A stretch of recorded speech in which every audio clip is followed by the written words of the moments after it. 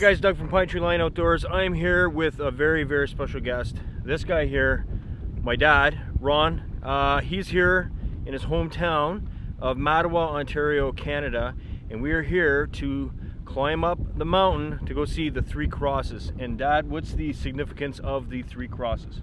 The Three Crosses were actually erected somewhere in around 1915.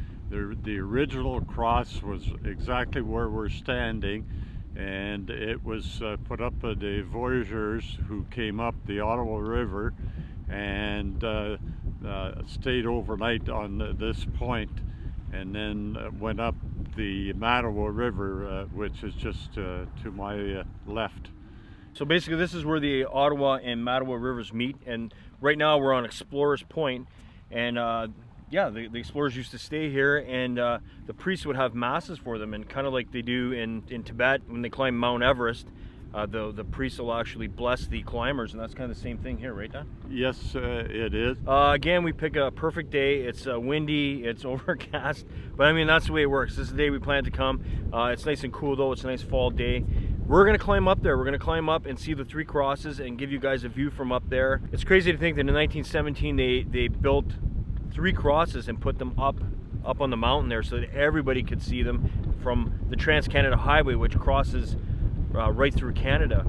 And it's kind of symbolic that the Trans-Canada would pass through here, considering the fact that when the explorers, the original explorers, came through here, they were searching for Western Canada, and they came exactly where we are, just behind us here, where the Ottawa and Mattawa rivers met.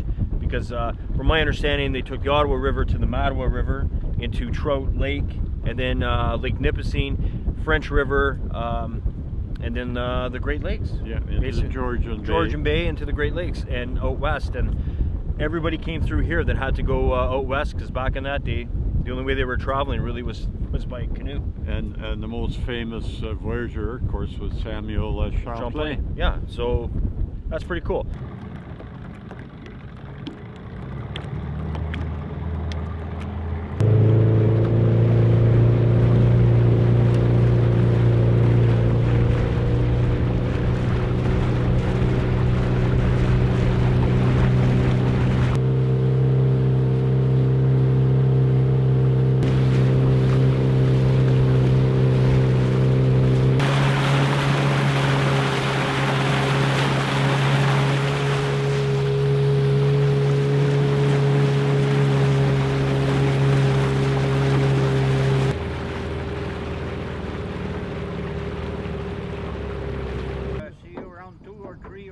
Yeah, it'll be probably around 2 somewhere. Yeah.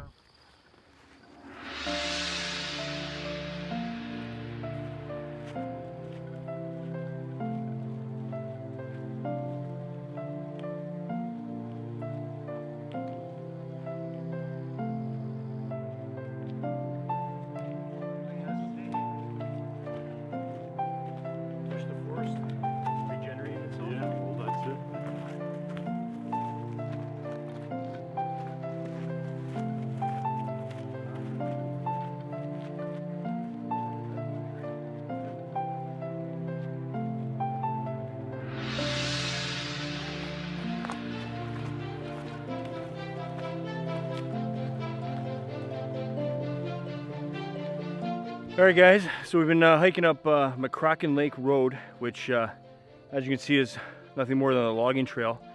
A lot of boulders, a lot of loose gravel and stuff, but it's been pretty good. We're sucking a little wind already, but it's it's turned out to be a humid day, which getting warm, sweating pretty quick, right? That's right. So we're making our way up. We took cousin Andre's boat across the Ottawa River. That's about it. Anything to add there, Pops? No, that's fine. That's it. Good. He's doing pretty good for a 76-year-old man. I'll tell you, because I'm sucking wind myself. So.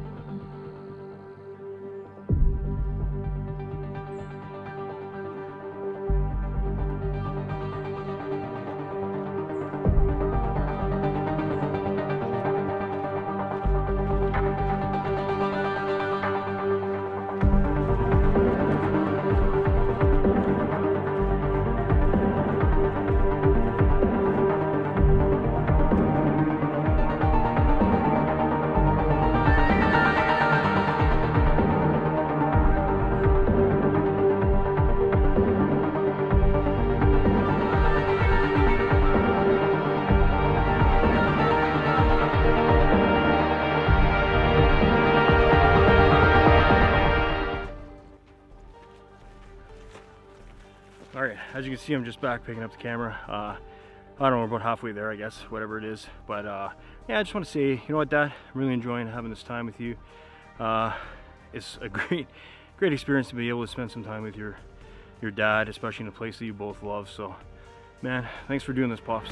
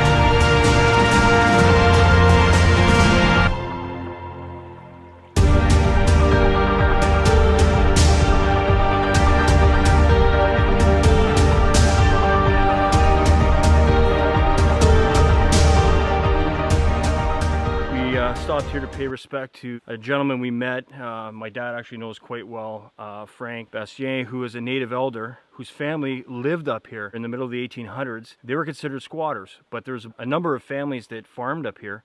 And when the big logging operations came from Montreal into this area, these families provided potatoes and carrots and other vegetables. They grew that up here in this exact area. And Frank's family's farm was, we just passed it. Frank's a historian about the area, and he's told us a lot about the area and his family, and the fact that in the 1900s, around 1940, they moved from here down closer to the river, and then ended up in Mattawa a short time after that. One thing to remember, we're in Quebec. As soon as we crossed the river, about halfway across the river, right? Yes. We're actually in Quebec, so we're in Quebec right now. Quite interesting that people actually lived up here and lived off the land up here, right? Yes, it is, very much so. The Algonquin community, an opportunity to farm and provide for and make a living providing for a lot of these European companies and the people they employed, you know, to log the areas and such. They supply the lumber camps up here in the bush. This is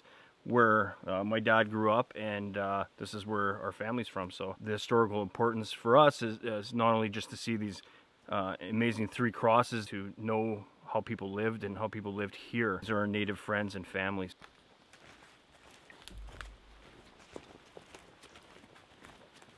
Lightning. Yep.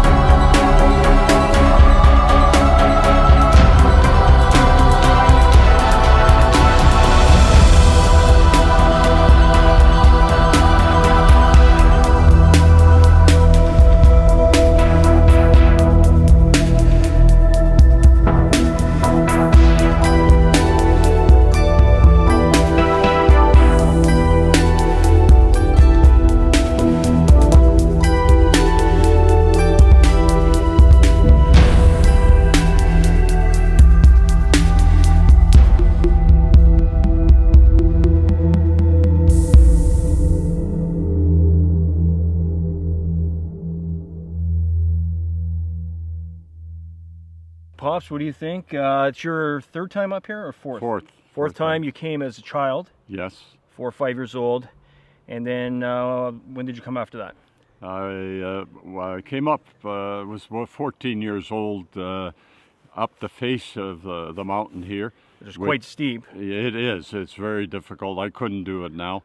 And I've been up, this is the third time following the trail up here. We had a great hike up, and you know, the good thing is we're going to be going down most of the way, so it's going to be a lot easier getting out of here. But it's been fun, and you know, I really enjoyed it, and I want to thank my dad for coming on the channel for the first time ever, and it's a great memory for me to have for the rest of my life, and of course all our family, and appreciate that. That's about it. So if you like what you're seeing, give us a thumbs up, which would be great. We have a website, ptloutdoors.com. You can buy a hat like my dad's or mine, or a t-shirt or a hoodie, and help support the channel so we can do stuff like this. So it's much appreciated. We're also on Facebook, Instagram, and Twitter. Just look for Pinetree Line Outdoors.